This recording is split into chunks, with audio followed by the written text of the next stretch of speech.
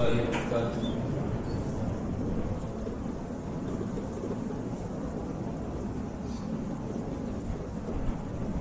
الحمد لله الذي بنعمته تتم الصالحات، والصلاة والسلام على من بعث رحمة مهداة. دینی بھائیوں اور اسلامی خواتین، آج آپ کی یہ آخری طاق رات ہے اور آج آپ نے ایک بڑی سعادت حاصل کی. قرآن کریم کو تراویح کی نماز میں آپ نے سن کر کے ختم کیا. یہ اللہ رب العالمین کی طرف سے ایک بڑا انعام ہے اور اس کی بڑی توفیق ہے. اور یہ رات جو آخری طاق رات ہے، اور میں نے پہلے بھی کہا ہے کہ ہم نہیں جانتے کہ ان 5 میں سے کون سی رات ہے جو فضیلت والی ہے، برکت والی ہے، اس کو ہم نہیں جانتے. اس لیے ہر رات کو ہمیں قدر والی رات سمجھ کر کے گزارنا ہے. دیکھیے، قرآن کریم کی تفسیر ہوگی. آج تو آپ نے قرآن ختم ہی کیا ہے، 30واں پارہ آپ نے سنا ہے، اور اس پارے میں چھوٹی چھوٹی کئی صورتیں ہیں، جن میں سے بہت سی صورتیں آپ حضرات کو یاد بھی ہوں گی اور ان کو اپنی نمازوں میں، سنت میں، فرض میں پڑھتے بھی رہتے ہیں. آج کی یہ تفسیر اس پارے سے بھی ہوگی اور تھوڑے پیچھے سے بھی ہوگی. پہلی صورت ہمارے سامنے جو تفسیر کے لیے ہے وہ سورہ ملک ہے. سورہ ملک کو آپ دیکھیں، اللہ رب العالمین نے سورت میں فرمایا تبارک الذی بیدہ الملک وهو علی کل شیء قدیر الذی خلق الموت والحیاة لیبلوکم ایکم احسن عملا وهو العزیز الغفور. اللہ نے کیا فرمایا کہ بابرکت ہے وہ ذات جس کے ہاتھ میں بادشاہت ہے اور وہ ہر چیز پر قادر ہے، جس نے موت و حیات کو پیدا کیا تاکہ تم کو آزمائے کہ کون اچھے عمل والا ہے. اس آیت میں پہلی چیز آپ یہ دیکھیں، اللہ رب العالمین یہ فرما رہا ہے کہ اس نے موت و حیات کو پیدا کیا. اللہ نے موت کو بھی پیدا کیا اور زندگی کو بھی پیدا کیا. ان دونوں کو اللہ رب العالمین نے پیدا کیا. اور یہ نظام ہے اللہ رب العالمین کا کہ جو چیز بھی پیدا کی جائے گی اس کو موت آئے گی. کوئی بھی چیز ہو، کوئی بھی مخلوق ہو، کوئی بھی پیدا کی ہوئی چیز ہو، اس کو مرنا ہے. یہ اللہ رب العالمین کا نظام ہے اس کائنات کے اندر. تو یہاں اللہ تعالیٰ یہ کہہ رہا ہے کہ اس نے زندگی کو بھی پیدا کیا اور موت کو بھی پیدا کیا. معلوم یہ ہوا کہ زندگی کو بھی موت آنے والی ہے اور موت کو بھی موت آنے والی ہے. یہ بھی ہوگا. زندگی کو جو موت آتی ہے اس کو ہم دیکھتے ہیں، آئے دن اپنے نگاہوں کے سامنے دیکھتے ہیں، لیکن اللہ کا یہ فرمان ہے کہ موت کو بھی موت آنے والی ہے. وہ کیسے ہوگا؟ موت کیسے آئے گی؟ بڑی مشہور حدیث ہے کہ جب جنتی جنت میں چلے جائیں گے اور جہنمی جہنم میں چلے جائیں گے تو اس وقت یہ کہا جائے گا جنتیوں سے کہ آپ لوگ اپنے بالا خانے میں آ جائیے، جہاں سے وہ دیکھ سکیں سامنے کے حصے کو، وہاں آ جائیے. اور جہنمیوں سے کہا جائے گا کہ آپ لوگ تھوڑا کنارے میں آ جائیے. تاکہ جو چیز لائی جا رہی ہے اس کو دیکھ سکیں۔ جب وہ دونوں اس طرح سے آ جائیں گے، جنتی اپنے بالا خانوں میں آ جائیں گے اور جہنمی جہنم ہی میں ذرا کنارے پر آ جائیں گے، اس کے بعد بالکل بیچ میں، جنت اور جہنم کے بیچ میں موت کو لایا جائے گا۔ ایک دمبے کی شکل میں موت کو لایا جائے گا اور یہ پوچھا جائے گا کہ کیا آپ لوگ جانتے ہیں یہ کیا ہے؟ آپ لوگ جانتے ہیں یہ کیا ہے؟ وہ جواب دیں گے کہ ہاں یہ موت ہے، یہ موت ہے۔ اس کے بعد سب کے سامنے اس موت کو ذبح کر دیا جائے گا۔ موت کو ذبح کرنے کے بعد پھر یہ اعلان ہوگا کہ اب کسی کو موت نہیں آئے گی، جو جنت میں ہے ان کو بھی موت نہیں آئے گی، جو جہنم میں ہے ان کو بھی موت نہیں آئے گی۔ کیوں؟ اس لیے کہ موت خود مر چکی ہے، موت خود مر چکی ہے، اب موت آنے کا کوئی مطلب ہی نہیں ہے، ختم۔ ابھی تو موت زندہ ہے، اس لیے وہ موت آتی رہتی ہے اور ایک انسان کی روح قبض ہوتی رہتی ہے، لیکن اس دن کیا ہوگا؟ موت کو ذبح کر دیا جائے گا۔ اب اس کے بعد پھر کسی کو موت نہیں آئے گی، جو جنت میں ہے وہ جنت میں ہمیشہ ہمیشہ رہے گا اور جو جہنم میں ہے وہ جہنم میں ہمیشہ ہمیشہ رہے گا۔ تو یہ اللہ نے فرمایا، اس نے موت کو اور زندگی کو پیدا کیا، دونوں ہی مخلوق، دونوں ہی پیدا کی ہوئی، لہذا دونوں ہی کو موت پیدا ہے۔ اور اس کے بعد دیکھیں میں نے کیا فرمایا، کیوں پیدا کیا؟ لیبلوکم ایکم احسن عملا، تاکہ وہ تمہیں آزمائے کہ کون تم میں سے اچھے عمل والا ہے، اچھے عمل والا۔ اللہ رب العالمین نے کیا کہا؟ احسن عملا، اکثر عملا نہیں کہا، احسن عملا، اچھے عمل والا۔ اکثر عملا کا معنی کیا ہے؟ زیادہ عمل والا، زیادہ عمل والا، اور احسن عملا کا معنی ہے اچھے عمل والا۔ تو اللہ تعالیٰ یہ آزمائے کہ کون تم میں سے اچھے عمل والا ہے۔ تو اللہ رب العالمین نے احسن عملا کہا، اس سے یہ بات معلوم ہوتی ہے کہ اللہ رب العالمین کے یہاں کوالٹی کی اہمیت ہے، کوانٹٹی کی نہیں۔ ایک انسان کا عمل کتنا زیادہ ہے اس کی نہیں، بلکہ اس کے عمل کی کوالٹی کیا ہے، اس چیز کی اہمیت ہے اللہ رب العالمین کے یہاں۔ اور کوالٹی میں آپ دیکھ رہے ہیں، کوالٹی میں آپ کوئی چیز خریدنے جاتے ہیں دکان پہ، مارکیٹ میں، تو وہاں آپ برانڈڈ تلاش کرتے ہیں، برانڈڈ ہونی چاہیے۔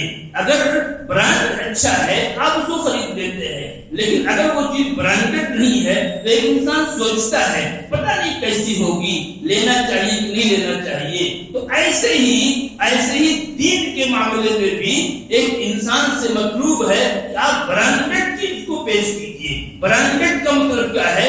ایسی چیز ہو جس پر مہر لگی ہوئی ہو، سیل لگی ہوئی ہو۔ کس کی مہر لگی ہو؟ اللہ کی مہر لگی ہو اور اللہ کے رسول کی مہر لگی ہو۔ بالکل یہ ضروری ہے۔ اگر آپ نے غیر برانڈڈ چیز کو لے لیا، لوکل چیز کو لے لیا آپ نے، تو اس کی کوئی قیمت نہیں ہے۔ سیل بند ہونی چاہیے، مہر بند ہونی چاہیے۔ دین کی کوئی بھی چیز آپ لیتے ہیں تو ضروری یہ ہے کہ اس پر اللہ کی مہر لگی ہو یا اللہ کے رسول کی مہر لگی ہو۔ مطلب یہ ہے کہ وہ چیز قرآن سے ثابت ہو یا حدیث سے ثابت ہو۔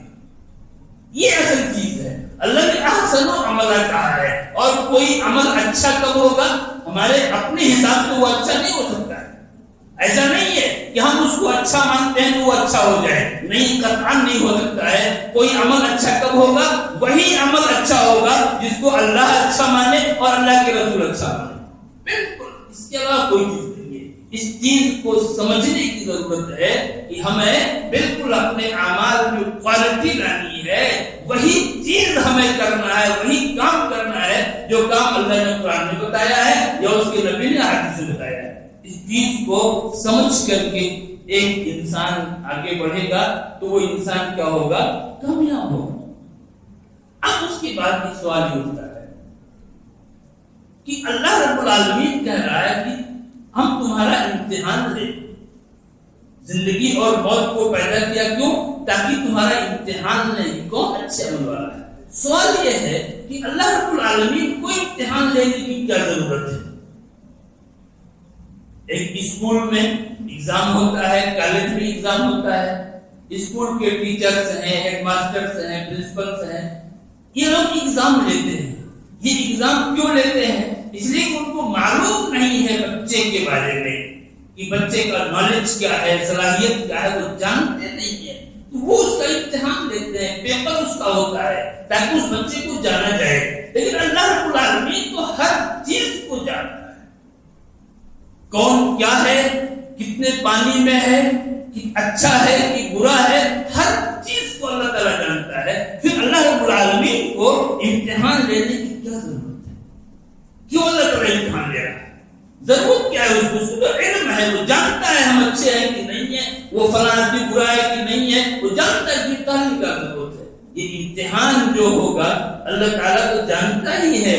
یہ امتحان اس لیے ہوگا تاکہ لوگوں کے سامنے ظاہر کر دیا جائے.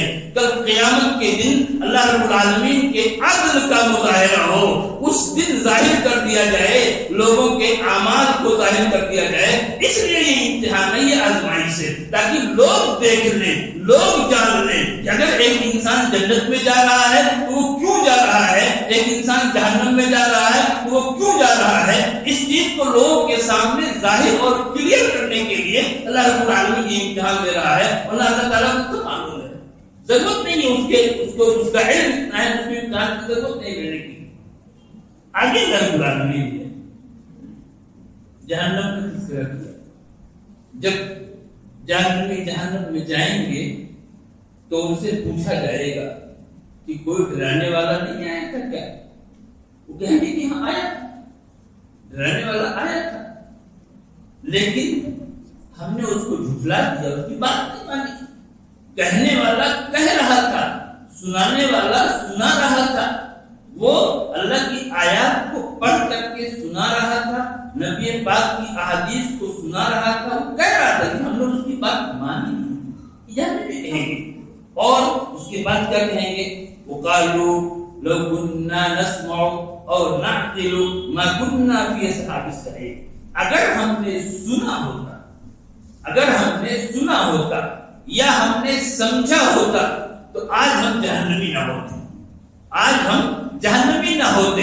اگر ہم نے اپنے دل کے کانوں کو کھول کر کے سن لیا ہوتا دنیا کے اندر، اور جو بات بتائی جا رہی تھی اس کو ہم نے سمجھ لیا ہوتا تو آج کیا ہے، ہم جہنمی نہ ہوتے. یہ جہنمی اس وقت کہیں گے لَوْ كُنَّا نَسْمَعُ أَوْ نَعْقِلُ مَا كُنَّا فِي أَصْحَابِ السَّعِيرِ. ایک چیز یہاں پر جو بہت بنیادی بیسک چیز ہے شریعت میں، اور شریعت کا دار و مدار اسی کے اوپر ہے. آپ دیکھیں یہاں پر سمع کا معنی کیا ہوتا ہے؟ سننا، اور عقل کا معنی سمجھنا.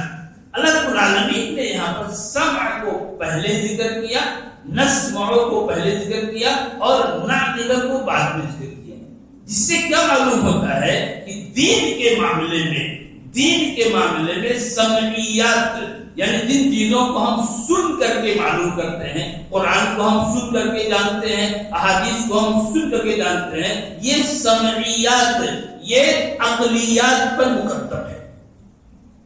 عقلیات ایک انسان کی عقل پر، ایک انسان اپنی عقل سے جن چیزوں کو معلوم کرتا ہے اس پر وہ چیزیں مقدم ہیں، ان کے اوپر ہیں جن کو ایک انسان سن کر کے جانتا ہے. قرآن کو اور حدیث کو یہ ایک بہت بنیادی چیز معلوم ہوتی ہے، بہت بنیادی.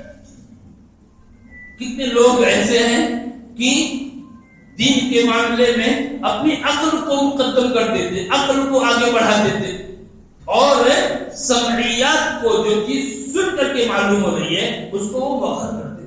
حالانکہ ایسا نہیں ہے. انسان کی عقل معصوم نہیں ہے، انسان کی عقل معصوم نہیں ہے. یہ سمع، ہم جس چیز کو قرآن میں پڑھتے ہیں، جس چیز کو ہم نبی کے احادیث میں پڑھتے ہیں، وہ معصوم ہے، وہ معصوم ہے، وہاں غلطی نہیں ہو سکتی ہے. لیکن انسان کے عقل میں غلطی ہو سکتی ہے. معصوم کیا ہے؟ وہ سمع ہے، جس کو ہم سنتے ہیں، قرآن کریم میں دیکھتے ہیں اور نبی پاک کی احادیث میں دیکھتے ہیں. اس لیے ایک انسان کو دین کے معاملے میں ان کو مقدم رکھنا ہے جن کو وہ سنتا ہے قرآن کریم میں یا نبی پاک کی احادیث میں، اس کو ایک انسان کو معلوم یہ ہوا کہ ہمیں بہرحال اعمال کی کوالٹی پر ہماری نظر ہونی چاہیے، اور ایک انسان کی نظر ذرا بلند ہونی چاہیے، بلند ہونی چاہیے۔ آپ دیکھیے صحابہ کرام کتنے ہوشیار تھے، کتنے ذہین تھے، اور کتنی ذہانت تھی ان کے یہاں کہ وہ بڑی چیز ہی کو ہمیشہ مانگتے تھے اللہ رب العالمین سے، اور بڑے بڑے سوال ہی کرتے تھے، کوئی چھوٹی چیز نہیں۔ نبی پاک کے پاس آتے تھے اور کہتے تھے ای الاعمال افضل، اے اللہ کے نبی صلی اللہ علیہ وسلم کون سا عمل سب سے افضل ہے آپ کو بتائیے۔ اس طرح کے سوالات جو ہے صحابہ کرام کیا کرتے تھے۔ ایک انسان کی نظر اس پہ ہونی چاہیے کہ کون سی چیز فضیلت والی ہے، کون سی افضل ہے، اس کو اسے اختیار کرنا ہے۔ آگے اللہ رب العالمین نے ایک چیلنج کیا ہے سارے انسانوں کو۔ یہ چیلنج ہے، کیا چیلنج ہے؟ آپ جانتے ہیں کہ پانی کی ضرورت ہر ایک کو ہوتی ہے، ہر ایک کو، یہ سب جانتے ہیں کتنی اہم نعمت ہے یہ پانی۔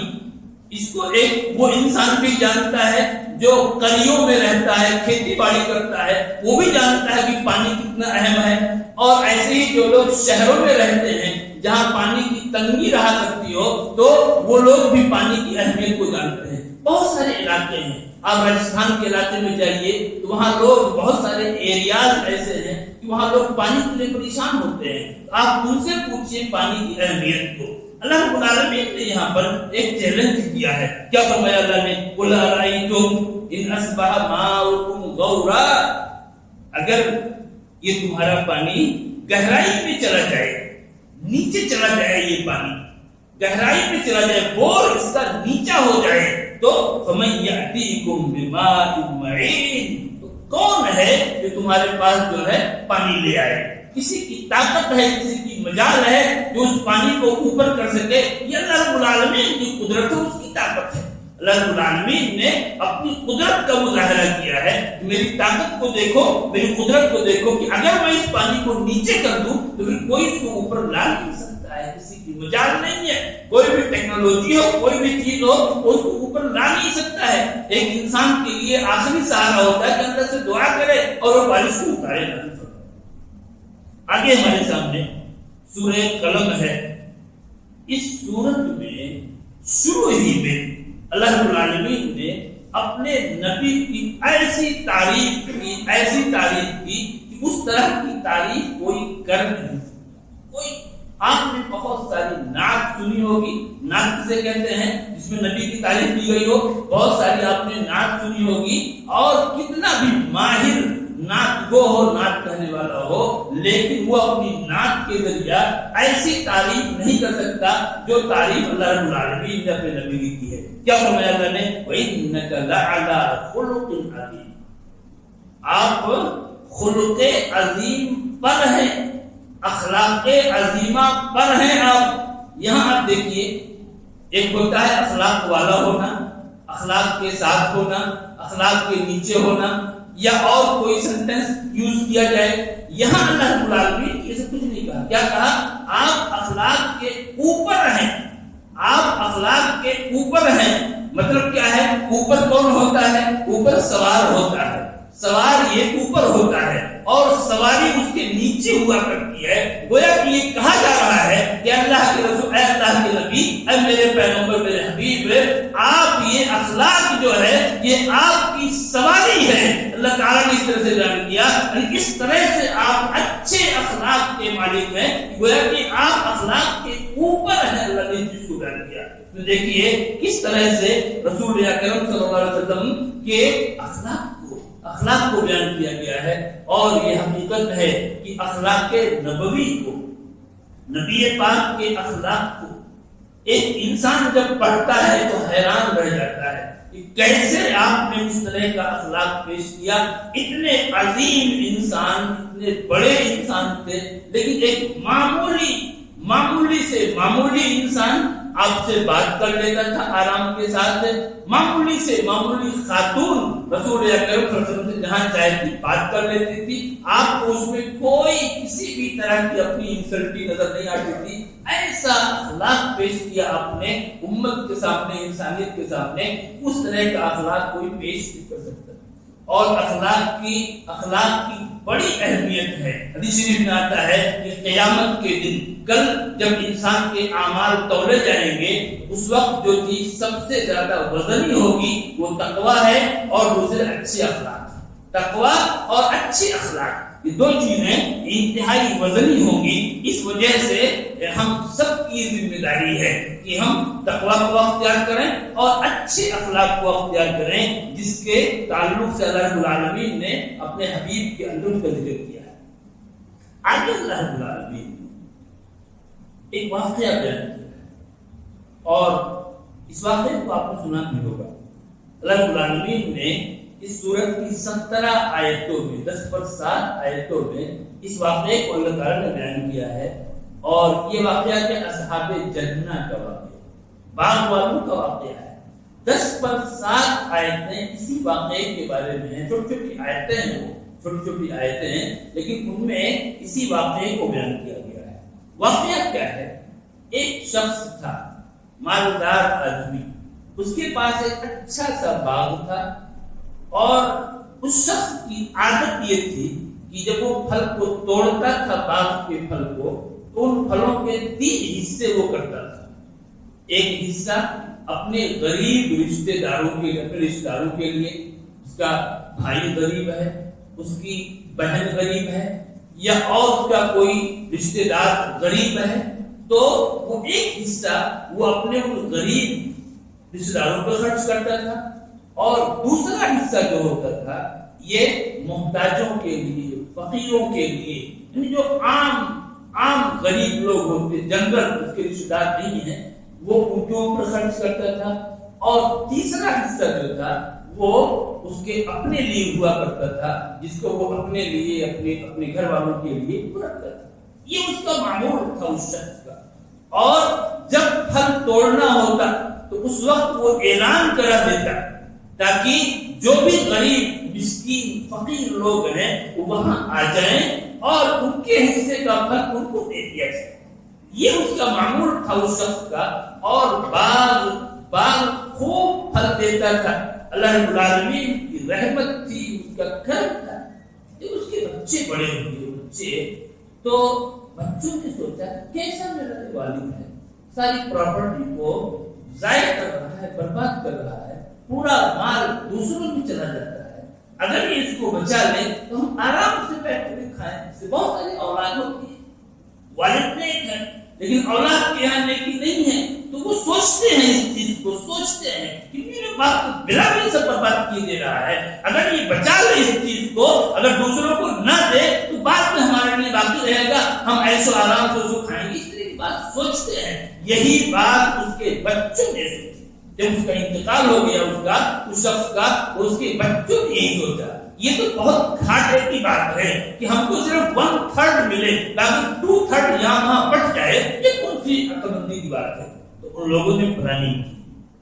اللہ نے اس کو بیان کیا ہے، لوگوں نے پلاننگ کی۔ کیا پلاننگ کی؟ کہ باغ کے پھلوں کو ایسے چپکے سے توڑا جائے کہ کسی کو معلوم بھی نہ ہو سکے، کوئی غریب، کوئی مسکین، کوئی حاجت مند آ نہ سکے، کان کسی کو پتہ نہ چلے۔ اللہ نے کہا کہ اقسموا لیسرمنها مصبحین، ان لوگوں نے قسم کھائی کہ صبح سویرے ہی اس کو توڑ لیں گے پھلوں کو، ولا یستثنون، اور انشاءاللہ نہیں کہا۔ ہمیں کام غلط کرنے جا رہے تھے، انشاءاللہ نہیں کہا۔ اب وہ اس پلاننگ کے ساتھ نیت ان کی خراب ہو گئی، ان کی نیت خراب ہو گئی۔ ابھی خراب کام کیا نہیں ہے، ابھی نیت خراب ہوئی ہے، ابھی ان کی نیت خراب ہوئی ہے۔ جب ان کی نیت خراب ہو گئی تو کیا ہوا؟ فطاف علیہا طائف من ربک، قرآن کہہ رہا ہے کہ ایک گھومنے والا گھوم گیا، تیرے رب کی طرف سے ایک گھومنے والا گھوم گیا، چکر لگا دیا اس گھومنے والے نے۔ اب اس کے بعد کیا ہوا؟ پورا باغ بالکل تباہ و برباد، جل کر کے خاک ہو گیا، کوئی چیز وہاں بچی ہی نہیں، کوئی چیز بالکل وہاں بچی ہی نہیں اس باغ کے اندر۔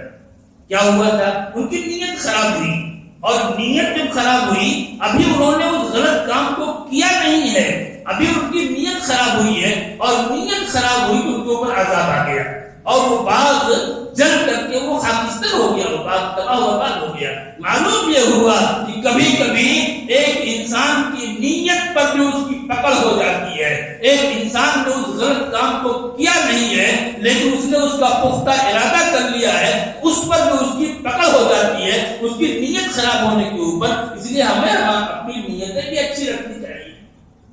اس تعلق سے ایک واقعہ اور آتا ہے جو حضرت عیسیٰ علیہ السلام کا واقعہ.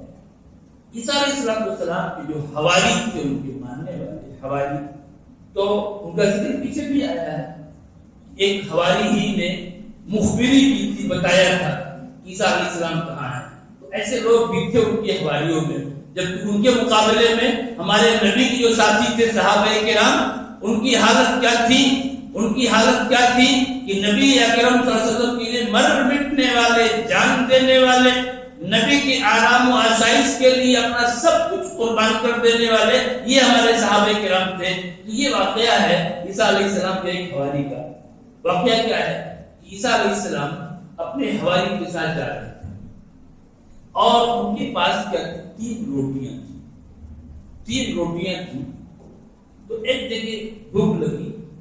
عیسیٰ علیہ السلام نے کیا کیا, ایک روٹی اس کو دیا اور ایک روٹی خود کے لیے رکھا اور یہ کہا کہ ایک روٹی تم کھا لو اور ایک روٹی میں کھا لیتا ہوں اور ایک روٹی کو بچا لو, بعد میں بھوک لگے گی تو وہ ہمارے کام آئے گا. یہ کہا عیسیٰ علیہ السلام نے. لیکن وہ کیا کیا, وہ حواری وہ دونوں روٹیاں کھا گیا. دونوں روٹیاں اس نے کھا لی اور اس کے بعد اس نے عیسیٰ علیہ السلام سے کچھ کہہ دیا جو ہے کتے نے اس کو چھین لیا, کتے نے جھپٹ لیا اور وہ روٹی جو ہے ضائع ہو گئی, ملی نہیں. اس طرح کی بات اس نے کہی. لیکن عیسیٰ علیہ السلام کی جو معجزہ تھا کہ وہ آپ نے کیا کھایا ہے, کیا گھر میں رکھا ہے, اس کو وہ جان لیتے تھے. اللہ کی طرف سے معجزہ تھا. آپ نے پیچھے سنا ہے کہ وہ ما یاکلون و ما یدخرون, جو کھاتے تھے اور جو اسٹور کرتے تھے اس کو وہ جان لیا کرتے تھے. عیسیٰ علیہ السلام نے جان لیا کہ اس کے پیٹ میں دونوں روٹیاں اس کے پیٹ میں, اس کو جان لیا. اب اس کے بعد کیا کیا, انہوں نے اس کا امتحان لیا. اس سے کہا کہ دیکھو یہ ریت ہے, اس ریت کے 3 تیلے بناؤ, 3 تیلے اس ریت کے بناؤ, 3 ڈھیر بناؤ اس ریت کے. اس نے جو ہے 3 ڈھیر بنائے اور اس کے بعد پھر عیسیٰ علیہ السلام نے پہلے کی یہ معجزہ تھا ان کا, انہوں نے اللہ سے دعا کی اور وہ جب وہ ڈھیر بن گئے ڈھیر, تو پھر انہوں نے کہا کہ دیکھو ایسا ہے کہ یہ ڈھیر جو ہے, یہ ریت جو ڈھیر بن گئے. پھر انہوں نے اللہ سے دعا کی اور اللہ کے حکم سے تینوں ڈھیر کیا ہوئے, سونا بن گئے. وہ تینوں وہ سونا بن گئے. اب اس کے بعد اس کے ساتھ کیا معاملہ ہوا, جب وہ تینوں ڈھیر سونا بن گئے تو اس نے اس شخص نے اس حواری نے اس کا امتحان دیا اور عیسیٰ علیہ السلام نے کہا کہ سنو, جس شخص نے جس نے تیسری روٹی ایک ڈھیر ہمارے لیے ہے اور ایک ڈھیر تمہارے لیے ہے اور ایک تیسرا ڈھیر اس کے لیے ہے جس نے تیسری روٹی کھائی ہو. عیسیٰ علیہ السلام نے اس کا امتحان لینا چاہا. اس نے فوراً کہا کہ نہیں, وہ روٹی بھی تو میں نے نہیں کھائی تھی, چاہے اس کو کیا ہو, دونوں ڈھیر اس کو مل جائے, روٹی بھی میں نے نہیں کھائی تھی. اس طریقے سے اب اس کے بعد اب وہ تینوں ڈھیر کو پا لیا اس نے اور تینوں ڈھیر کو پانے کے بعد وہ لے کر کے آگے چلا تو وہ 3 ڈاکو آ گئے, بدماش 4 لوگ تھے وہ, اور یہ آدمی بڑا سو رہا تھا اور وہ سونے کا ڈھیر وہاں پر ہے. تو ان بدماشوں نے دیکھا کہ یہ تو عجیب بات ہے بھائی, دیکھیے تو اتنا سونا موجود ہے اور ایک آدمی سو رہا ہے. انہوں نے اس کو تیر مارا, اس کو ختم کر دیا. اور اس کے بعد پھر انہوں نے اپنے ایک آدمی کو بھیجا کہ کہ جاؤ تم کھانا لے کر کے آؤ وہاں سے، کہیں سے مارکیٹ سے کھانا لے کر کے آؤ۔ اب وہ کھانا لینے گیا تو ان تینوں نے سوچا کہ اگر ہم اس کو مارتے اس شخص کو تو یہ تینوں گھر ہم تینوں کا ہو جائے گا، اور اس شخص جو کھانا لینے گیا تھا اس نے یہ سوچا کہ اگر ہم ان تینوں کو مار دیں تو پورا یہ تینوں ہمارا ہی اکیلے ہو جائے گا۔ اب اس نے کیا کیا، اس نے کھانے میں وہاں زہر ملا دیا، کھانے میں زہر ملا دیا۔ اب کھانا کو لے کر کے جب وہ آیا، اب ان تینوں نے پہلے پلاننگ کی تھی، چنانچہ انہوں نے اس کو مار دیا، پہلے ان تینوں نے اس کو مار دیا اور وہ آدمی مر گیا۔ اس کے بعد پھر انہوں نے کھانا کھایا، جب کھانا کھایا تو کھانے میں زہر ملا ہوا تھا، یہ بھی مر گئے۔ اس کے بعد عیسیٰ علیہ السلام کا گزر ہوا اس طرف سے تو دیکھا کہ وہ سونا ایسے ہی پڑا ہوا ہے اور وہ سب کیا مرے پڑے ہوئے ہیں۔ تو انہوں نے کہا کہ دیکھیے، ایک انسان کی نیت خراب ہوئی، ایک انسان کی نیت خراب ہوئی اور اس کے اس خراب نیت کی وجہ سے چار لوگوں کی جان چلی گئی۔ اس طرح سے ایک انسان کی نیت کا مسئلہ ہے، تو ہمیں اپنی نیتوں کو اچھی رکھنی چاہیے۔ یہاں پر دیکھیے ان لوگوں کے ساتھ معاملہ یہی ہوا، ان لوگ کے ساتھ یہی معاملہ ہوا۔ اب یہ لوگ نکلے چپ کے باتیں کرتے ہوئے، یہ لوگ نکلے، دیکھ رہے ہیں کہیں بھی باغ دکھ نہیں رہا ہے، کہیں بھی دکھ نہیں رہا ہے۔ کہہ رہے ہیں کہ شاید ہم راستہ بھول گئے، کیا راستہ بھول گئے۔ ایک بیچ والا جو آدمی تھا اس نے وہ ذرا سا ہوشیار کہا کہ تم راستہ نہیں بھولے ہو، بلکہ یہ اللہ کا عذاب ہے، یہ اللہ رب العالمین کا عذاب ہے جو تمہارے اوپر آیا ہے، اور وہ باغ کیا ہوا ہے، تباہ و برباد ہو گیا ہے، ختم ہو گیا ہے، یہ اس نے کہا۔ اس کے بعد ان کو احساس ہوا، کیا کہا، یا ویلنا انا كنا طاغین عسى ربنا ان يبدلنا خيرا منها انا الى ربنا راغبون۔ انہوں نے کہا کہ ہماری شرکتی ہے، ہماری بدماشی ہے، اور اگر ہم اپنے رب کی طرف رجوع کریں، لوٹیں، تو اللہ تعالیٰ ہمیں معاف کر سکتا ہے اور دوبارہ ہمیں یہ نعمت دے سکتا ہے۔ ایک انسان اگر اپنی نیتوں کو اچھی کر لے تو اللہ رب العالمین کی نعمتوں کا سلسلہ جاری رہتا ہے، اور نیتیں جب خراب ہو جاتی ہیں تو اللہ رب العالمین کی نعمتیں رک جاتی ہیں۔ آگے اللہ نے فرمایا سنستدرجهم من حيث لا يعلمون، ہم ان کو اس طرح سے آہستہ آہستہ پکڑ لیں گے کہ وہ جان بھی نہیں پائیں گے۔ یعنی ابھی تو ان کو ڈھیل مل رہی ہے۔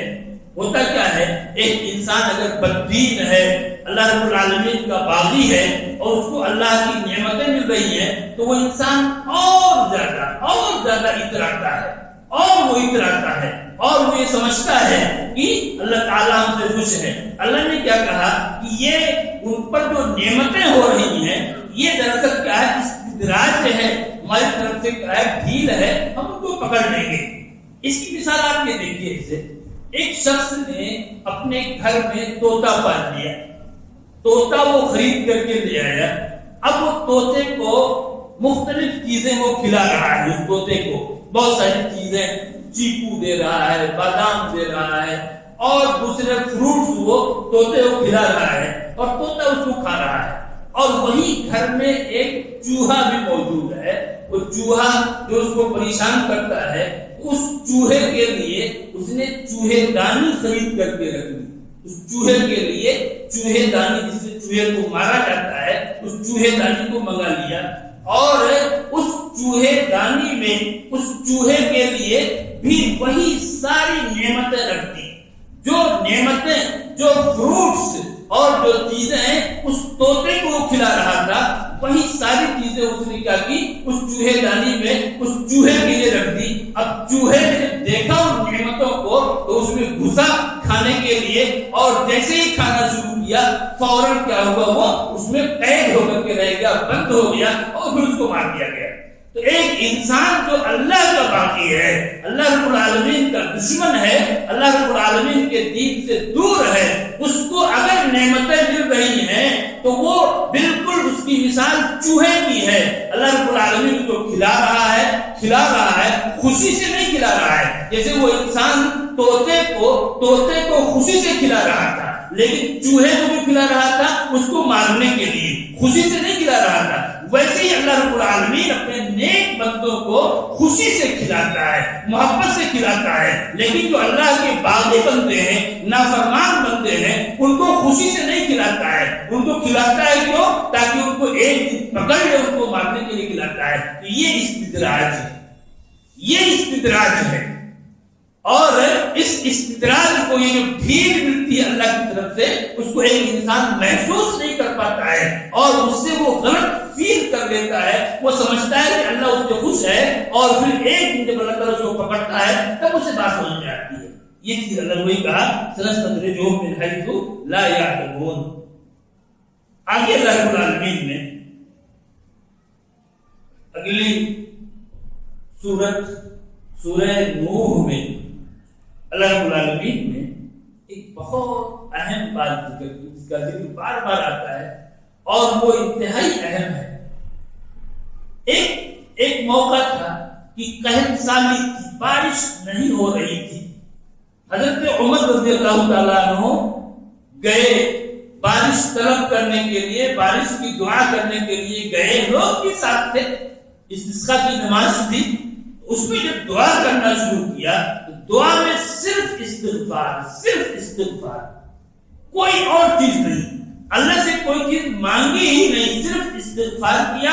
اور جو استغفار کی آیتیں ہیں، یہاں پر بھی آیت ہے فَقُلْتُ اسْتَغْفِرُوا رَبَّكُمْ إِنَّهُ كَانَ غَفَّارًا يُرْسِلِ السَّمَاءَ عَلَيْكُمْ مِدْرَارًا وَيُمْدِدْكُمْ بِأَمْوَالٍ وَبَنِينَ وَيَجْعَلْ لَكُمْ جَنَّاتٍ وَيَجْعَلْ لَكُمْ أَنْهَارًا۔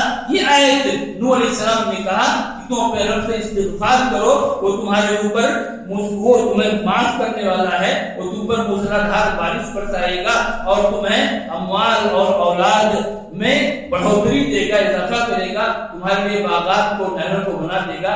اس آیت کو پڑھا اور دوسری آیتوں کو، انہوں نے استغفار کی آیتوں کو پڑھا، اس کے علاوہ کوئی چیز کوئی دعا نہیں، صرف استغفار، اور استغفار کی آیتیں پڑھی اور وہاں سے واپس آ گئے۔ اللہ رب العالمین نے زوردار بارش کی، اور اس کے بعد انہوں نے یہ کہا کہ پوری دنیا میں اگر بارش کا دروازہ بند ہو جائے تو اس دروازے کو کھولنے والی ایک ہی چیز ہے، اور وہ استغفار ہے۔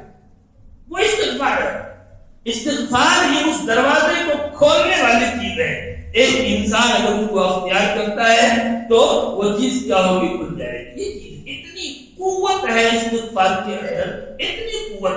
ایک انسان کے ساتھ کوئی بھی پرابلم ہے، صحت کی پرابلم ہے، اس کے ساتھ روزی کی تنگی کا مسئلہ ہے، یا اور کوئی بھی مسئلہ ہے اس انسان کے ساتھ، اس کو استغفار کرنا چاہیے، اللہ رب العالمین سے وہ استغفار کرے۔ استغفار کے ذریعے سے ایک تو اسے گناہ بھی معاف ہوں گے، ایک تو یہ چیز ہے، اور دوسرے جو اس کے پرابلمز ہیں دنیاوی، وہ پرابلمز بھی کیا ہوگا؟ ختم ہو جائیں۔ اس لیے بہت ہی اہم چیز ہے اور بڑی قیمتی چیز ہے استغفار، ہمیں اس کو لازم کرنا چاہیے۔ امام ابن سیرین رحمہ اللہ، جو ایک بڑے تابعین میں سے ہیں، ان کا یہ قول، میں ابھی کل پرسوں اس کو پڑھ رہا تھا، ان کا یہ قول، وہ کہتے ہیں تم استغفار سے اکتاؤ نہیں کہ ہم نے کتنا کر لیا، اتنا کر لیا، نہیں کہنے کہ استغفار سے اکتاؤ نہیں، بلکہ اس استغفار کو تم اپنی مسجدوں میں، اپنے گھروں میں، اپنے دسترخوانوں میں اور اپنے بازاروں میں استغفار کو تم بھر دو۔ اس کو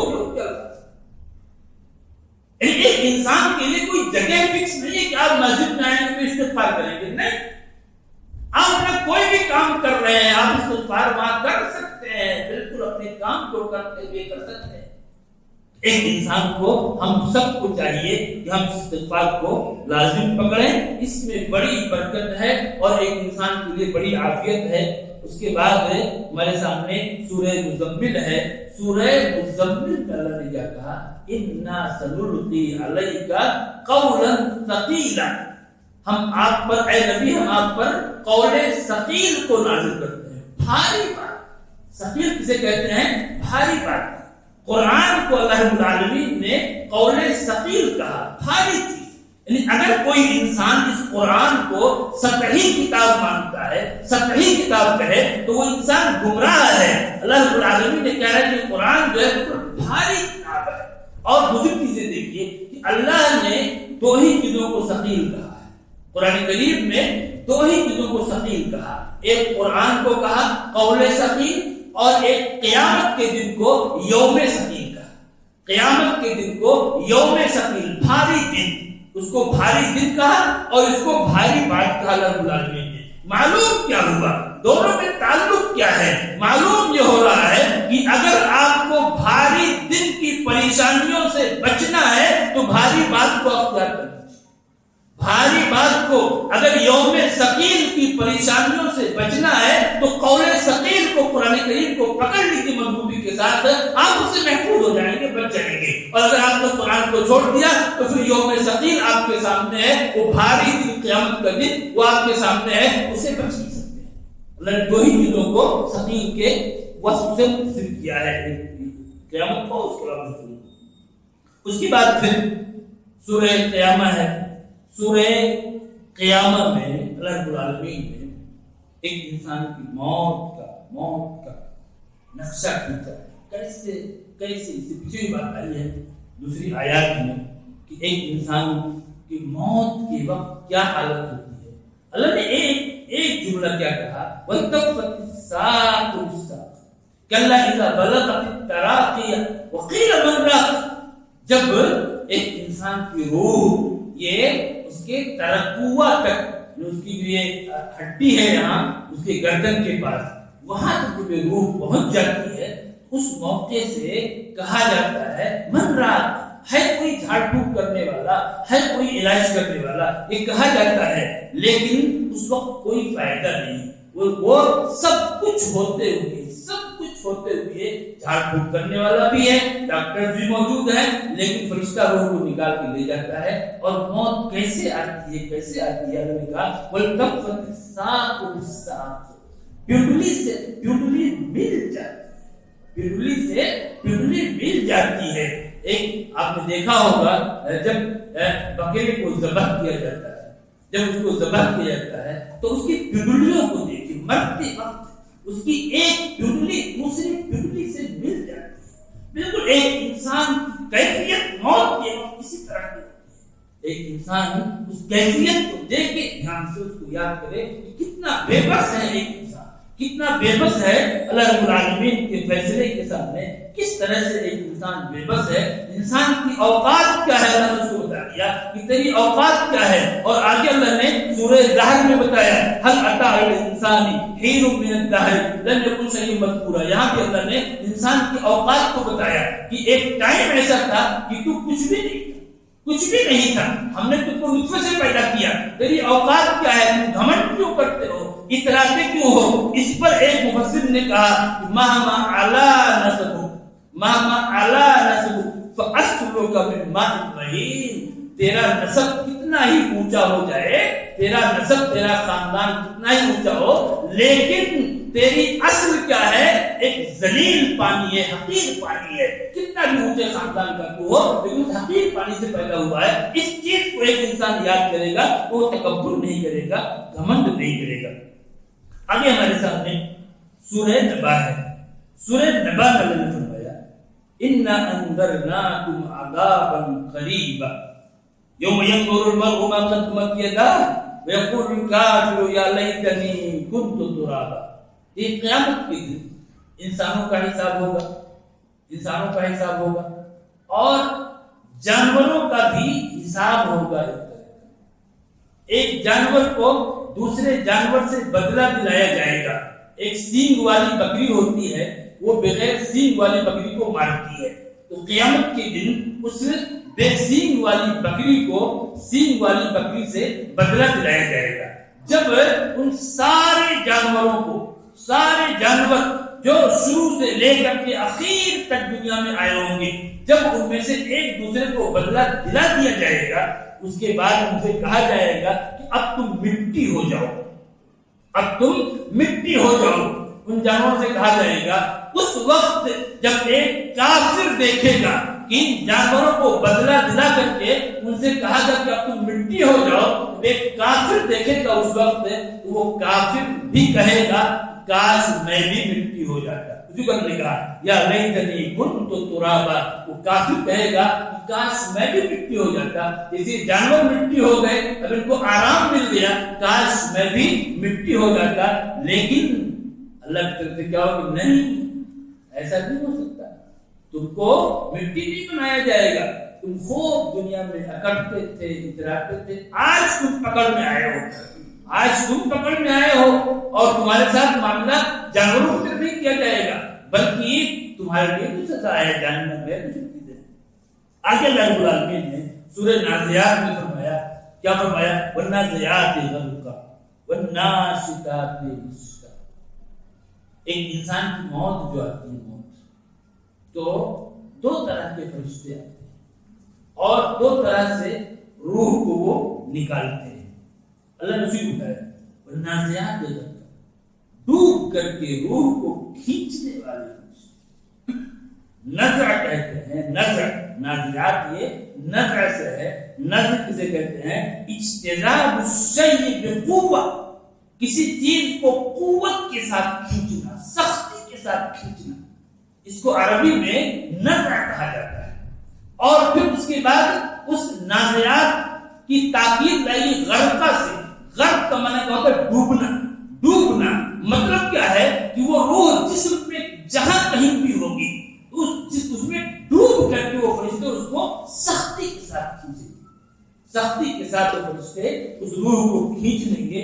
یہ معاملہ ہوگا ایک کافر کی روح کا. اور دوسرے جو فرشتے ہوں گے وہ ناشطات نشطا.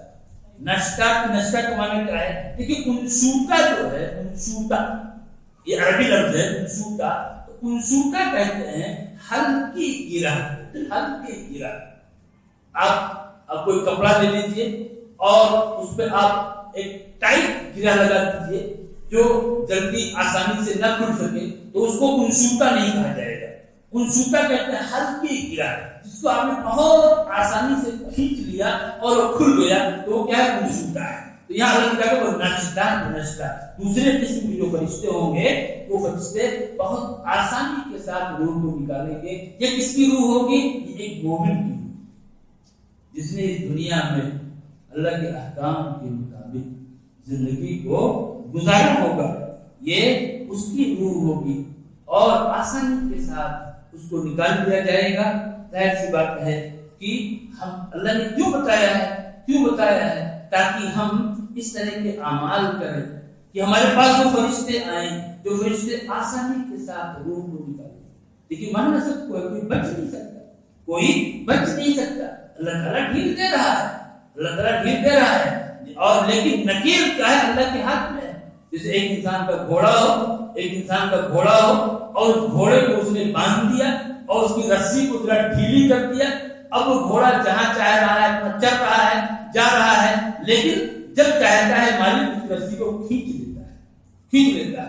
اس طریقے سے ایک انسان کی حالت ہے. ایک انسان گھوڑے کی طرح سے ہے. اللہ رب العالمین نے نکیر ڈھیلی کر دی ہے، جب چاہے گا اس کو کھینچ لے گا اور اس کو اپنے کنٹرول میں کر لے گا. ایک انسان، موت تو ہر ایک کو آنی ہے، کوئی بچ نہیں سکتا ہے. ہمیں یہ کوشش کرنی چاہیے، اللہ رب العالمین سے دعا بھی کرنی چاہیے اور ہمیں ایسے اعمال کرنے چاہیے کہ ہمیں موت کے وقت آسانی نصیب ہو. رسول اکرم صلی اللہ علیہ وسلم بھی اس طرح کی دعا فرمایا کرتے تھے. آگے سورہ عبس میں اللہ رب العالمین نے انسان کے پورے سفر کا ذکر کیا ہے. پورے شروع سے لے کر کے اخیر تک ایک انسان جو سفر ہے، اس سفر کو اللہ نے بیان کیا. کیا فرمایا؟ اللہ نے فرمایا من ای شیء خلقہ من نطفۃ خلقہ فقدر ثم السبیل یسر ثم اماتہ فاقبر ثم اذا شاء انشر. بالکل اس کی پیدائش سے لے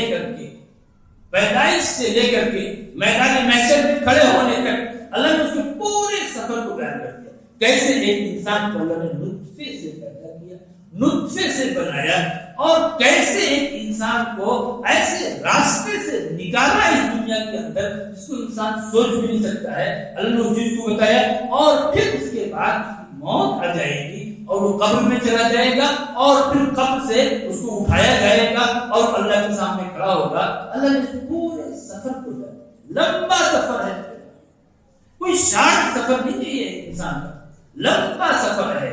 اور اس لمبے سفر کے لیے لمبی تیاری کی ضرورت ہے. آپ کو کہیں گھنٹے 2 گھنٹے کا سفر کرنا ہو، 1 رات کا سفر کرنا ہو، کتنی تیاری کرتے ہیں اس کے لیے، کیسے انتظامات کرتے ہیں، ٹکٹ بک کریں گے اور کیا کیا آپ کی ضرورتیں ہیں وہ سب کرتے ہیں. لیکن یہ لمبا سفر جو ایک انسان کا ہے، پیدائش سے لے کر کے وفات تک، وفات سے لے کر کے میدان محشر میں اللہ کے سامنے حاضری تک، یہ لمبا سفر ہے. اس لمبے سفر کے لیے لمبی تیاری کی ضرورت ہے. غفلت میں مت پڑیے، بالکل غفلت کے عینک کو اپنے آنکھوں سے اتاریے اور اس لمبے سفر کی اہمیت کو محسوس کیجیے. اس سفر پر ہر انسان کو جانا ہے، ہم کو بھی جانا ہے، آپ کو بھی جانا ہے. اس لمبے سفر کو محسوس کیجیے. کیسے جائیں گے، کیا توشہ لے کر کے جائیں گے، ہم کو اس کو دیکھنا ہے. اگر ایک انسان چھوٹے سے سفر میں بغیر توشے کے نکل جائے، بھوکوں مر جائے، کیا کھائے گا؟ اس دور میں بھی جب اتنی ترقیات ہیں، ایک انسان کے پاس اگر کوئی چیز نہ ہو تو انسان پریشان ہو جاتا ہے. اب اس لمبے سفر میں اگر ایک انسان خالی ہاتھ جائے گا تو کیا اس کا حال ہوگا میرے بھائیو؟ اس لیے خالی ہاتھ نہیں جانا ہے، توشہ لے کر کے جانا ہے اللہ کے سامنے. آگے اللہ رب العالمین نے اپنی قدرت اور اپنی عظمت کا ذکر کیا ہے. اپنی عظمت کیا کہا اللہ نے؟ اذا الشمس كورت واذا النجوم انكدرت واذا الجبال سيرت. ایک دن ایسا آئے گا جب اس سورج کو لپیٹ لیا جائے گا. یہ تارے جو آج جگمگ جگمگ کر رہے ہیں، یہ سب کیا ہوں گے؟ بے نور ہو جائیں گے. اور اس طریقے سے یہ آسمان اور یہ دوسری چیزیں، ان سب کی کیا حال قدرت نے کیا. اور کیا اللہ نے فرمایا؟ وَإِذَا السَّمَاءُ كُشِطَتْ. آسمان کی کھال کھینچ لی جائے گی. ایک انسان جیسے کسی چیز کو ذبح کرتا ہے اور اس کی کھال کھینچتا ہے، اللہ نے کہا کہ اس آسمان کی کھال کھینچ لی جائے گی. جو آسمان اتنی بڑی مخلوق ہے کہ ایک انسان اس کے بارے میں پورے طور پر معلوم بھی نہیں کر سکتا ہے، اس آسمان کے بارے میں اللہ نے کہا اس کی کھال کھینچنے گیا. جب اللہ رب العالمین آسمان کی کھال کھینچ سکتا ہے تو انسان اس کے سامنے کیا ہے میرے بھائیو؟ جو ذات اس بات پر قادر ہو کہ اتنی بڑی مخلوق آسمان کی کھال کھینچ لے، انسان کیا کرے گا؟ اللہ رب العالمین نے اس دن کا، اس کا اپنی عظمت کا، قدرت کا ذکر کیا ہے. اور پھر آگے اللہ نے فرمایا کہ اس دن زندہ تربور کی ہوئی لڑکی سے پوچھا جائے گا. وہی دل مقبول تو سنیلت، اس سے پوچھا جائے گا کس جرم کے بدلے اس کو تربور کیا گیا. تمام جاہلیت کے طریقے رائج تھے اور بہت تکلیف دہ طریقہ رائج تھا. اسلام نے اس چیز کو ختم کیا ہے. یہ ساری چیزیں ہیں. اور آگے ہمارے ساتھ میں سورہ مطففین، اللہ نے کیا کہا؟ ویل للمطففین. ویل کسے کہتے ہیں؟ ہلاکت کو، بربادی کو ویل کہا جاتا ہے. ایسی جہنم کو بھی ویل کہا جاتا ہے. اللہ نے کہا ویل للمطففین. اور یہ ویل کا جو لفظ ہے، ویل، اس ویل سے 2 ہی صورتوں کو شروع کیا گیا ہے. آیتیں تو آپ کو بہت سی ملیں گی، لیکن صورتیں 2 ہی ہیں جن کو ویل کے لفظ سے شروع کیا گیا ہے. ایک یہ ہے ویل للمطففین اور دوسری کیا ہے؟ ویل لکل ہمزۃ لمزہ. یہ دوسری صورت ہے. صرف یہ 2 صورتیں ہیں قرآن کریم میں جن کو ویل سے شروع کیا گیا ہے. اور ان دونوں میں کیا بتایا گیا ہے؟ اس صورت مطففین میں مال کا مسئلہ ہے.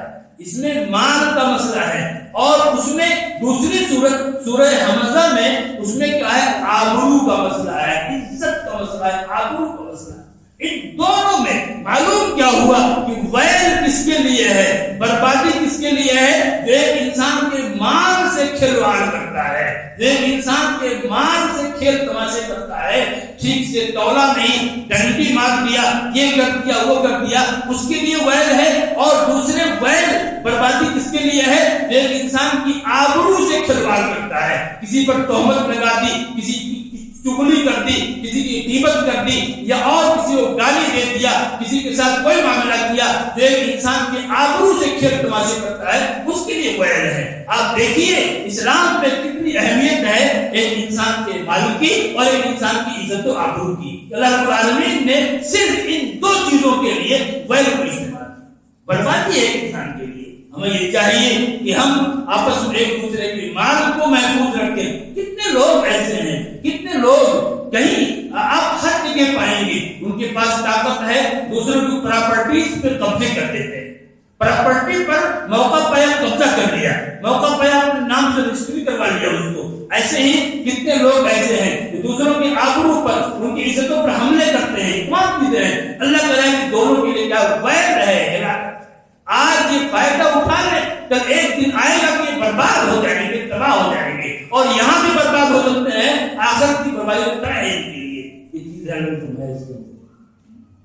آگے اللہ رب العالمین نے سورہ بروج کا تذکرہ کیا ہے, اور سورہ بروج کی تفسیر ہم نے پہلے بھی کی ہے, اور تفسیر سے اس واقعے کو ہم نے بیان کیا ہے. واقعہ کیا ہے, ایک بادشاہ اس نے آگ جلوائی, گڈھے کھودوا دیے, گڈھوں میں آگ جلوا دی, اور اس آگ میں ان لوگوں کو ڈال دیا جو اللہ پر ایمان لانے والے تھے. جو اللہ پر ایمان لانے والے تھے ان کو اس آگ میں اس نے ڈال دیا. ایک دو نہیں, ہزاروں لوگ, 20,000 لوگوں کو آگ میں اس نے ڈلوا دیا. اس بادشاہ نے, ایک عورت آئی, اس کے ساتھ چھوٹا بچہ تھا جو بولتا بھی نہیں تھا. اس عورت کو تھوڑی ہچکچاہٹ ہوئی کہ آگ میں کودے یا نہ کودے. اس بچے نے کہا, اس شیر خوار بچے نے کہا, اے ماں تو حق پر ہے, تو کود جا آگ کے اندر. اس طرح سے اس نے جو ہے اتنے لوگوں کو آگ میں ڈلوا دیا. ظاہر ایمان والے تھے, اللہ کے ولی تھے, اللہ کے نیک بندے تھے, جن کو اس نے آگ میں ڈلوا دیا.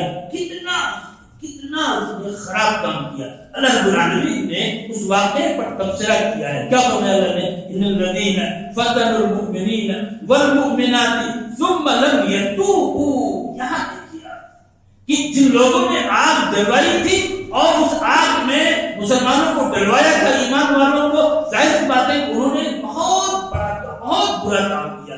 اللہ کے ولیوں کو جلایا, اور اللہ کے ولیوں کو جلانا یہ کوئی معمولی بات نہیں ہے. حدیث میں آتا ہے, من عاد لی ولیا فقد آذنتہ بالحرب. جس نے میرے کسی ولی سے دشمنی کی تو اس نے اس کے خلاف میرا اعلان جنگ ہے. اس نے اتنا بڑا کام کیا, اتنا بڑا جرم, لیکن اس جرم کے باوجود اللہ کیا کہہ رہا ہے, ثم لم یتوبوا.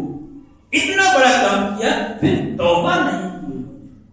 اللہ کی رحمت دیکھیے, اس کی مہربانی دیکھیے, اس کی مہربانی دیکھیے میرے بھائیوں, کہ اتنا بڑا جرم, اتنے بڑے جرم کے بعد بھی اللہ تعالیٰ ان کو توبے کا موقع دے رہا ہے. کہ اگر وہ چاہیں تو توبہ کر سکتے تھے, اگر توبہ کرتے تو وہ معاف ہو جائے گا.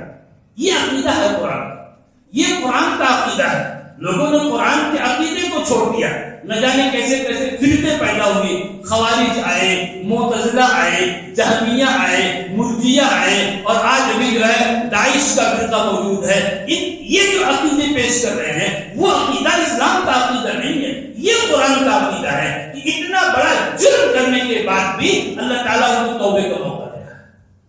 کتنی اہمیت ہے توبے کی, کتنی اہمیت ہے. ہم اس چیز کو محسوس کریں. بہت زیادہ تفصیل کا موقع نہیں ہے, ٹائم ختم ہو چکا ہے, اور آپ اس چیز کو دیکھیں. اس کے بعد آگے سورہ اعلیٰ ہے.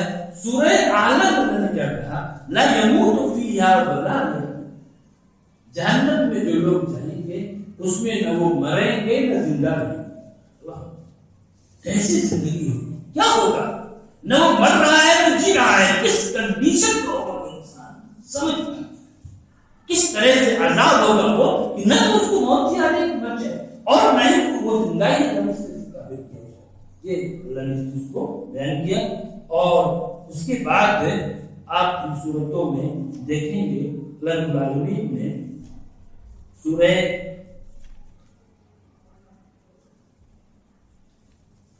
اللہ نے فرمایا, ان اعطیناک الکوثر فصل لربک وانحر ان شانئک هو الابتر. نبی نے آپ کو کوثر دیا ہے, کوثر, اس لیے آپ جو ہے اپنے رب کے لیے نماز پڑھیے, قربانی کیجیے, اور آپ کا دشمن ہی برباد ہو جائے. یہ لگے, اور یہ پوری تاریخ آپ دیکھیے. مفسر کہتے ہیں کہ پوری تاریخ کو آپ دیکھ لیجیے, پوری تاریخ انسانیت کی دیکھ لیجیے آپ. جس کسی نے بھی نبی کے ساتھ بے ادبی کی, نبی کے ساتھ گستاخی کی، وہ بچ نہیں سکا۔ رسول اکرم صلی اللہ علیہ وسلم نے کسرا کے پاس، جو بادشاہ تھا اس وقت بہت بڑا بادشاہ تھا، اس کے پاس آپ نے لیٹر بھیجا تھا، اس کو دعوت دی تھی اسلام کی، تو اس نے آپ کے لیٹر کو پھاڑ دیا، چاک کر دیا۔ اللہ رب العالمین نے کیا اس کا انجام کیا؟ وہ اس کی حکومت ہی کو اللہ نے چاک کر دیا، ٹکڑے ٹکڑے ہو گئے اس کی بادشاہ، چند دنوں کے اندر ہی اس کی حکومت ٹکڑے ٹکڑے ہو گئی۔ یہ اللہ رب العالمین کا نظام ہے۔ اس لیے ہوشیار رہیں وہ لوگ ہوشیار رہیں جو نبی اکرم صلی اللہ علیہ وسلم کی شان میں گستاخیاں کرتے ہیں، آپ کے تعلق سے ایسی بات کہتے ہیں جس سے آپ کی گستاخی ہو، وہ لوگ ہوشیار رہیں۔ اور ایسے ہی وہ مسلمان بھی ہوشیار رہیں جو نبی اکرم صلی اللہ علیہ وسلم کی نافرمانی کرتے ہیں، آپ کی اطاعت نہیں کرتے، آپ کی بات کو نہیں مانتے، ان کو ہوشیار رہنا چاہیے۔ یہ سسٹم ہے اللہ رب العالمین کا کہ نبی کے ساتھ جس نے بھی دشمنی کی اللہ نے کو چھوڑا نہیں۔ آگے آپ کے یہاں سورہ لہب آ رہی ہے۔ سورہ لہب میں کیا ہے؟ ابو لہب جو ہے نبی کا چچا تھا، لیکن نبی سے دشمنی رکھتا تھا۔ اس دشمنی کا انجام کیا ہوا؟ ایسی موت آئی ابو لہب کی، ایسی موت آئی اس کی لاش کو کوئی چھونے کے لیے تیار نہیں تھا، کوئی نہیں چھونے کے لیے۔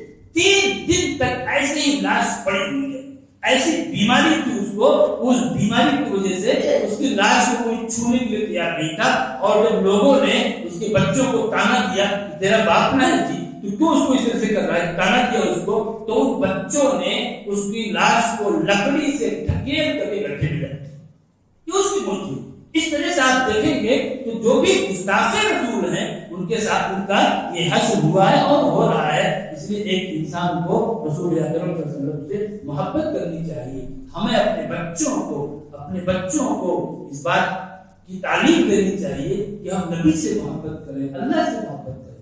آج ہم بچوں کو ہر چیز سکھاتے، لیکن یہ نہیں بتاتے کہ ہم کو اللہ سے محبت کرنی ہے، اللہ کے نبی سے محبت کرنی ہے۔ بہت بنیادی چیز ہے بھائیوں۔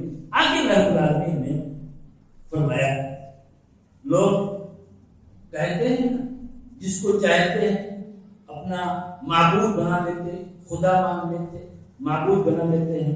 اللہ رب العالمین نے ایک کرائٹیریا پیش کیا کہ معبود کون ہو سکتا ہے،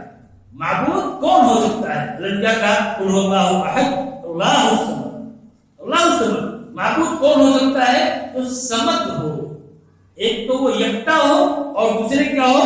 وہ صمد ہو، وہ بے نیاز ہو، یعنی اس کی ایسی صفتیں ہو، اس کی ایسی صفات ہو جو صفت کسی اور مخلوق کی نہ ہو۔ وہ نہ کھاتا ہو، نہ پیتا ہو، نہ سوتا ہو، نہ جاگتا ہو، نہ وہ کسی سے پیدا ہوا ہو، کسی نے اس کو پیدا نہ کیا ہو۔ اللہ رب العالمین نے ایسی کرائٹیریا بتائی اس کی کہ اس پر کوئی بھی نہیں اترتا۔ جس کو بھی دنیا اللہ کے علاوہ معبود مانتی ہے، ظاہر ہے کسی نے کسی سے پیدا ہوا ہے، کسی نے اس کو جنا ہے، اور جو پیدا ہوا ہو وہ معبود ہو نہیں سکتا اللہ نے کہا۔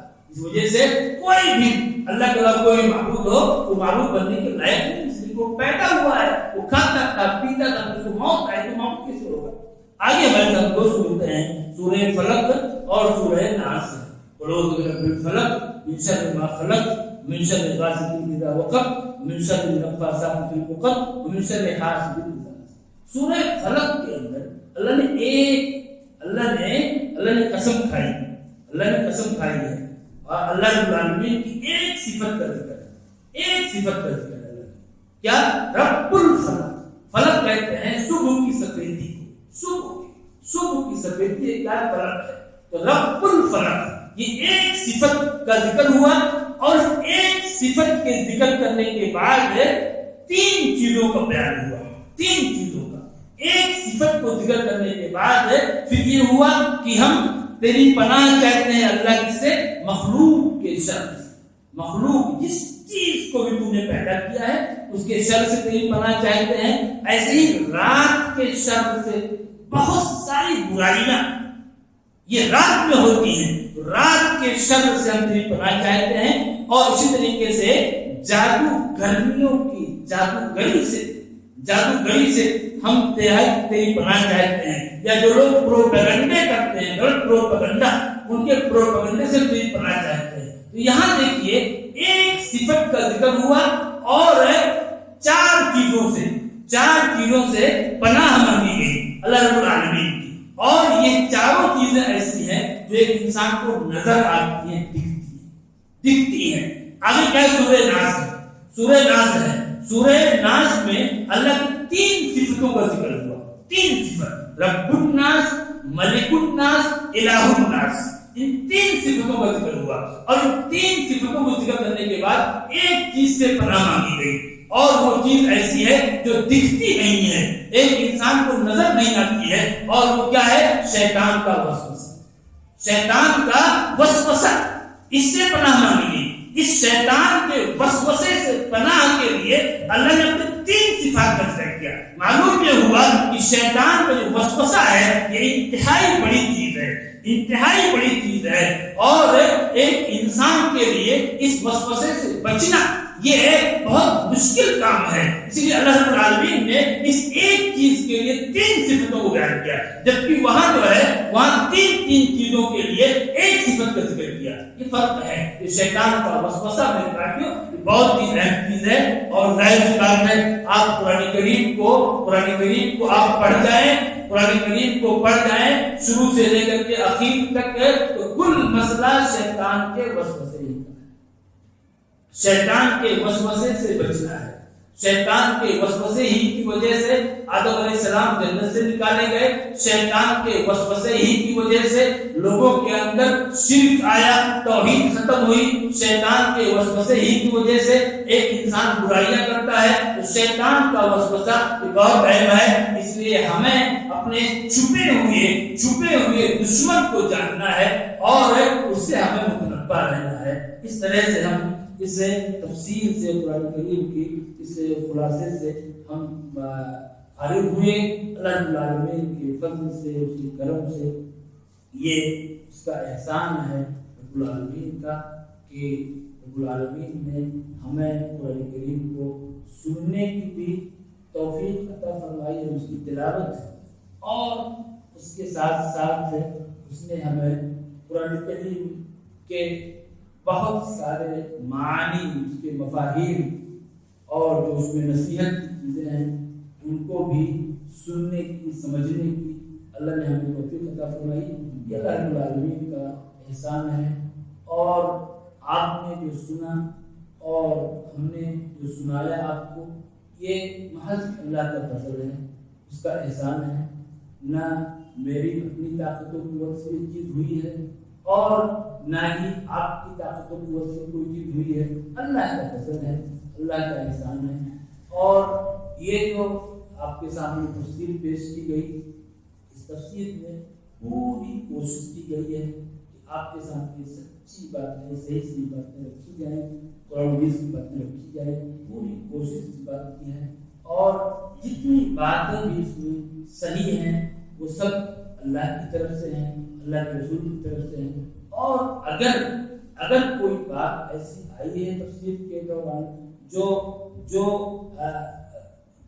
جو ہے ثواب سے، درستگی سے ہٹی ہوئی ہو، تو وہ میری طرف سے ہے، شیطان کی طرف سے ہے، اللہ اس کے رسول سے بری ہیں، یہ اللہ رب العالمین کا کرم ہے۔ ہمیں اس موقع سے دعا کرنی چاہیے کہ اللہ العالمین جیسے تم نے ہمیں سننے کی توفیق عطا فرمائی، الہ تو ہمیں عمل کرنے کی بھی توفیق عطا فرمائی۔ اللہ العالمین جن لوگوں نے بھی تیرے اس کلام کو سنا ہے اور اس کو سمجھا ہے اور اس پر عمل کر رہے ہیں یا عمل کرنے کا عزم ہے، اللہ العالمین تو سب پر رحم فرما، کرم فرما، اور ان کی مدد فرما، اور رب العالمین تو اس قرآن کو، اپنی اس کلام کو تو ہمارے لیے حجت بنا دے، رحمت بنا دے، شفا بنا دے، تو اسے ہمارے خلاف حجت نہ بنا، اور رب کریم تو ہمیں اہل قرآن بنا دے۔ اہل قرآن کی تو وہ اصطلاح نہیں اہل قرآن کی، تو قرآن کو ماننے والا، قرآن حدیث کو ماننے والا تو ہمیں بنا دے، اور تو اس کتاب کو قرآن کریم ہمارے لیے سفارشی بنا دے،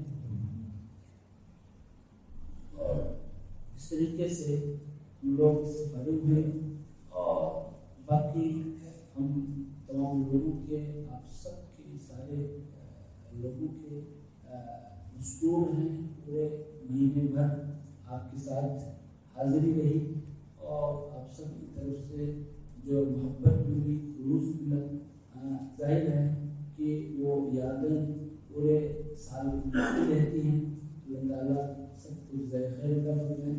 اور اگر کسی کو میری طرف سے کسی کو کوئی تکلیف پہنچی ہو تو میری گزارش ہے کہ اس کو معاف فرمائیں۔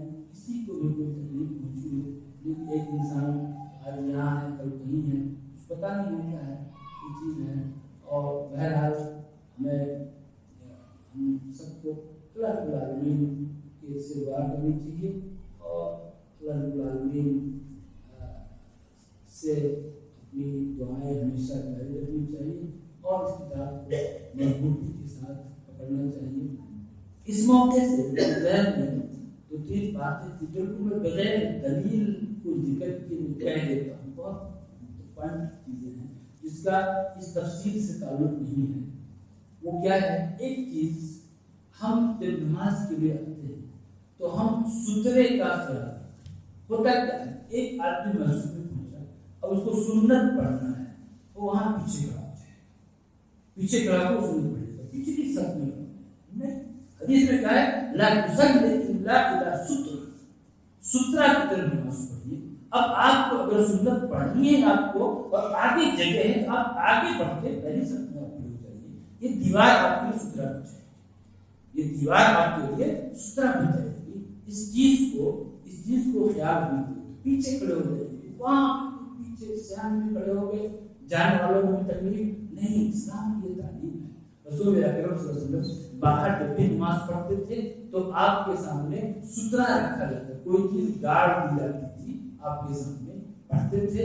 اور مسجد میں جو نماز پڑھتے تھے تو حدیث میں آتا ہے کہ صحابہ کرام سنت پڑھنے کے لیے جو مسجد کے پیلرز تھے، ستون تھے، ان کی طرف پڑھتے تھے اور ان کو سترا بناتے تھے۔ ہمیں اس کا خیال رکھنا چاہیے، آپ کو سنت پڑھنا ہے، کرنا ہے، آپ آگے کی جگہ ہے تو یہ ایک بنیادی مسئلہ ہے اسلام کا، شریعت کا۔ ایسے ہی ہم جو صف بناتے ہیں، صف جو تو صفوں میں ہمیں مل کے کھڑا ہونا چاہیے۔ دیکھا محسوس کیا کہ لوگ الگ الگ نہیں، مل کے کھڑے ہونا ہے اور جانتے ہیں اس کو، ایسا نہیں کہ کوئی نئی بات میں کہہ رہا ہوں، سب جانتے ہیں اس کو، لیکن ہمیں صفوں میں مل کر کے کھڑا ہونا ہے۔ ایسے الفاظ ہیں، ایسے کہ ان الفاظ کو بیان بہت وقت ہو جائے گا، مل کے ہم کھڑا ہونا ہے۔ اور تیسری چیز میں دیکھ انسان جب بیٹھتا ہے پہلے تشہد میں یا دوسرے تشہد میں تو بہت سارے لوگوں کے بیٹھنے کا طریقہ عجیب طریقہ ہے، وہ بیٹھک نہیں ہے۔ آپ جب پہلے تشہد میں بیٹھتے ہیں 2 رکعت کے بعد تو اس میں کیا ہے؟ آپ بائیں پاؤں کو بچھا دیجیے اور اسی پر آپ بیٹھیے، دائیں پاؤں کو کھڑا کر دیجیے، یہ پہلے تشہد کا ہے۔ اور دوسرے میں اگر بیٹھتے ہیں تو اس میں کیا ہے کہ بائیں پاؤں کو دائیں پاؤں کے نیچے سے آپ نکال لیں اور زمین پر بیٹھ جائیں، دائنا پاؤں آپ کھڑا رہے گا، اس طرح سے آپ اس کو بیٹھیں۔ یہ طریقہ بتایا گیا ہم سے بیٹھنے۔ میں دیکھتا ہوں لوگ پتہ نہیں کیسے دونوں پاؤں کو پیچھے کی طرف کر کے اور ایڑی پہ بیٹھ جاتے ہیں۔ ایڑیوں پر جو بیٹھنے کی بات ہے، ایڑیوں پر وہ صرف 2 سجدوں کے درمیان اس کا ذکر ہے، دونوں سجدوں کے درمیان، باقی جو تشہد کی جو بیٹھک ہے اس طرح سے ہے۔ ہمیں تھوڑا سا خیال کرنا ہے اور ہر آدمی کو چاہیے کہ وہ نماز کے مسائل کو علماء سے، جاننے والوں سے آپس میں ایک دوسرے کے ساتھ شیئر کریں تاکہ ہماری نماز سنت کے آتے ہیں اللہ رب العالمین کو راضی کرنے کے لیے۔ ظاہر ہے نبی کے طریقے کے مطابق ہماری نماز ہونی چاہیے۔ اللہ تعالیٰ ہم سب کو عمل نہیں کرے۔ تھوڑی سی مختصر سی دعا کر لیں، اس کے بعد پھر ہم لوگ عبادت کریں۔ الحمدللہ